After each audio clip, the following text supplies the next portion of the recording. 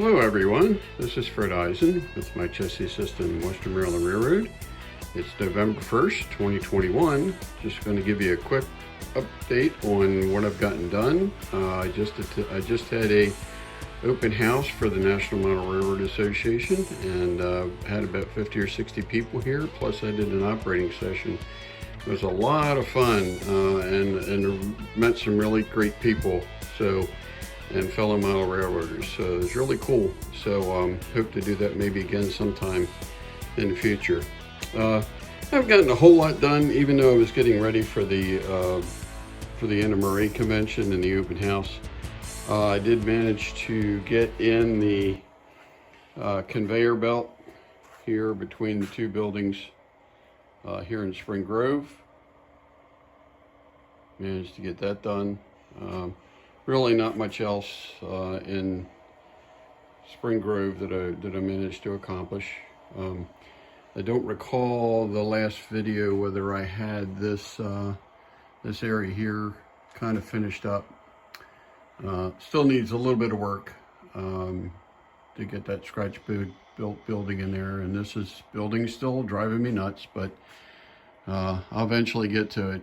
You know, we all have issues with things. Sometimes we tend to put them aside until we're ready to work on them again, and that's where I am periodically on that building. So anyway, no changes up here in Gettysburg.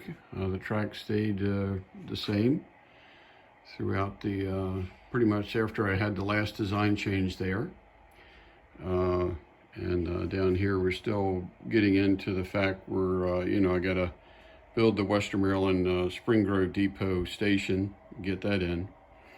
I'll probably add some additional vegetation all in here. I did manage to get the road coming off of the Spring Grove paper plant here, the warehouse, out on back off the layout at some point. So no changes in this area here. Still with the change that into a brewery. So do some more changes in there sometime in the future.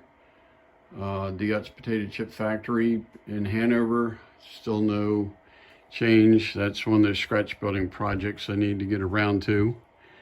And the building in the back also, and that's a rather large structure. So they should be fairly easy to build. This one I just got to cut the windows out, which can be a little bit of a pain to do, but you still get it done. Anyway, the down here on the lower level, I changed the way that Hanover works, and I changed the passing siding into a yard track. Hanover does have a yard track. And I was having trouble with cars moving around and trains picking up and dropping off cars. And, you know, the mainline trains were essentially the same. So by doing this, it's made some scheduling changes that I haven't quite adapted to yet. A couple of trains have to run through here before we can send a train that actually does any switching or pick up and swap offs on this yard. So that has changed some stuff. I was trying to figure out if I could fit a passing siding in here, but I just can't do it. I'm thinking I could fit it down here in this area right there, and I could take out the Maryland and Pennsylvania staging track, which is back there, because the NMRA rarely uses that track, and there's really no need for it because I'm picking up all my cars in Lincoln Yard, the Maryland and Pennsylvania does, and then switching them to the various industries. So I could take that out and put a passing siding there, which give me a passing siding on the lower level, but whether that really buys me anything with the switching in Hanover, probably not. Anyway, I managed to, before the convention, I managed to get that tan colored building in the background in, that one there. I managed to get at least portion of the East Side transfer building from Custom Model Railroads built. I managed to get that in. That still needs some work, obviously. So does that building there. Really no other changes down here. Everything stays the same.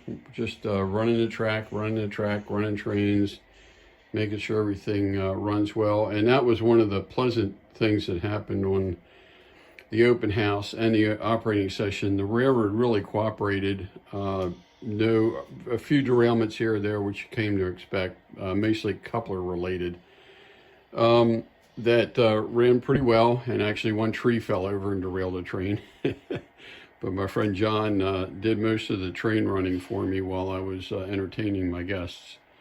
So really no changes here in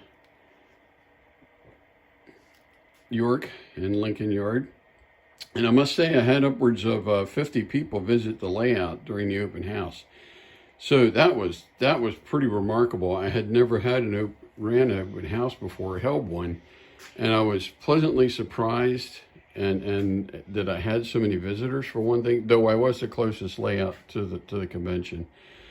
And it just turned out to be a fun day for me. It was remarkable, like I say. So no changes, though I am thinking about with the staging yards, maybe widening those out a little bit, because it's really hard to get your fingers in there if a train happens to derail or you need to find a car number or something like that. But I don't want to make the aisleways too narrow. So that's just one of those things I need to consider for the future.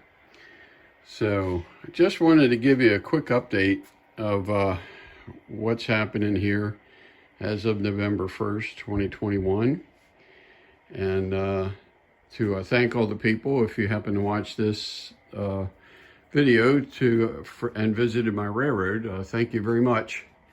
I'm still working a couple days at White Rose Hobbies every 2 Saturdays a month, roughly every other week. And that's been a lot of fun, and I'm building their layout. And, you know, just it's kind of a flat layout, so trying to make it look like it has some elevation, very similar to this one for that matter. It's been a bit of a challenge, but I think it's going to come off well. So anyway, I hope y'all, have a great fall coming up here. Sorry it took so long for me to get around to, posting this video. Just been really busy at work, and some other, life gets in the way of you getting things done. So anyway, I'm not going to add any run-bys or anything right now. I'm just going to, just wanted to give you a quick overview. So thanks all for watching, and stay safe out there. And if I don't post a video before the holidays, happy holidays to everybody. Thank you. Bye.